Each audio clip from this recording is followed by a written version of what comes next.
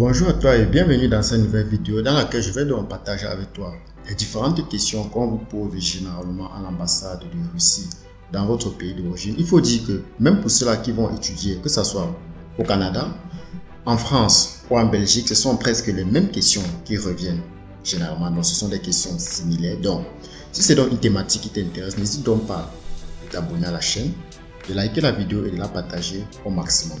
Alors, si tu me découvres donc par cette vidéo, moi c'est David Targu, étudiant en Fédération de Russie. Mon objectif est de te permettre de réussir ta procédure d'immigration, que ce soit donc pour la Russie ou pour le Canada par toi-même. Tu n'as pas besoin de dépenser beaucoup d'argent pour immigrer dans ces pays-là. Alors, n'hésite donc pas de liker la vidéo et de la partager au maximum. Alors, la première question qu'on va généralement te poser lorsque tu vas donc faire ta demande de visa, peu importe le pays, c'est le nom de ton université, qui est une question très importante. Tu dois donc connaître le nom de ton université. La deuxième question qu'on va donc te poser, c'est la ville de ton université.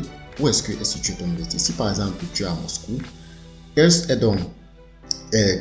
si ton université est à Moscou, on va donc te demander dans quelle ville est donc située ton université.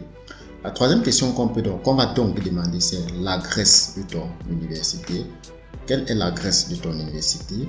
On va également te poser la question de savoir quelle est la distance qui sépare ton université de ta résidence. Ça, c'est pour ceux-là qui sont allés donc en appartement.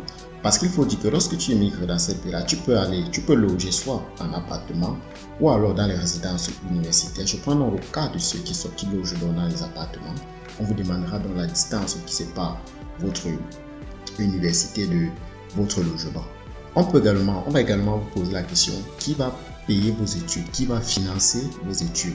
Alors, il faut être très malin à ce niveau-là. Tu ne dois pas venir dire, tu ne dois pas aller à l'ambassade et dire que c'est les jobs étudiants qui vont financer tes études. Bien que vous tous, quand on immigre, on vient ici payer nos scolarités les jobs étudiants, mais tu ne dois pas dire ça à l'ambassade. C'est un endroit où ce genre de phrases ne doit pas sortir.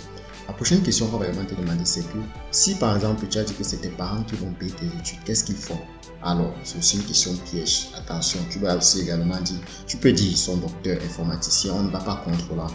Bon, c'est également une question qu'on peut te poser. On va également te demander, tu as combien de temps à faire en Russie ou en Europe? Donc, tu as combien de temps?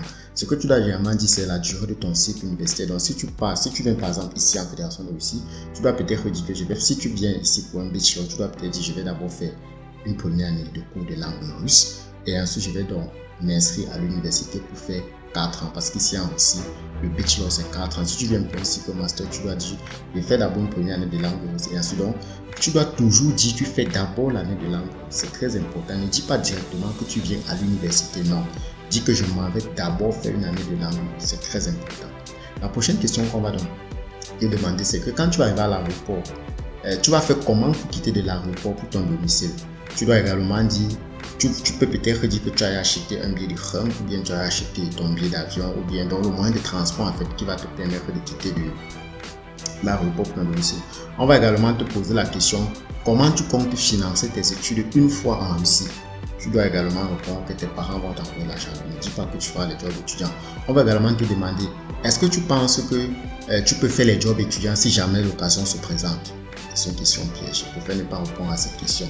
On va également te demander la question. Donc, il y a plusieurs questions qu'on va donc te poser une fois à l'ambassade. Maintenant, pour ceux qui viennent donc ici en Russie, quand vous allez arriver également à l'aéroport de Moscou, on va également vous reposer les mêmes questions. Donc, je vous conseille généralement de maîtriser cela, le nom de votre ville, le nom de votre université, l'adresse de votre université. Donc, vous devez connaître toutes ces choses-là parce que c'est vraiment très basique. Donc, si tu as donc besoin d'accompagnement pour ta procédure d'études, que ce soit en Russie, en France, en Belgique, tu peux donc me contacter. Moi et mon équipe, on va donc prendre le plaisir de mieux t'orienter, de mieux t'aider ce qu'il faut faire. Et surtout, la priorité, c'est d'avoir toi. Tu dois lire de Robert Kiyosaki, l'indépendance financière, la chèvre de ma mère, dans son nom de livre, tu dois lire. Et sur ce, on se prend dans une prochaine vidéo.